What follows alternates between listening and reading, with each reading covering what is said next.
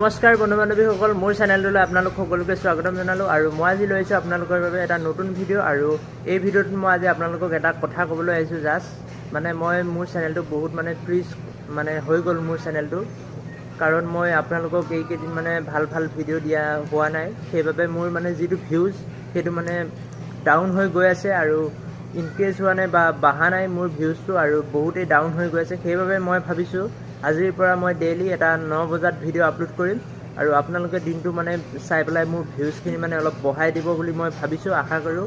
আৰু আপোনালোকে মোৰ এই অলপ মোক সহায় কৰিব, আৰু এইকেইদিন মই যাতে ভিউজটো আকৌ যাতে আগৰ দৰে পাওঁ তেনেকুৱা কৰি দিব বুলি মই আশা কৰোঁ। সেইবাবে মই আপোনালোকক কৈ আছোঁ যে এতিয়াৰ পৰা মই ডেইলি 9 বজাত এটা ভিডিঅ' আপলোড কৰিম, আৰু আপোনালোকে দিনটোৰ ভিতৰত চাই দিব মোৰ ভিডিঅ'টো।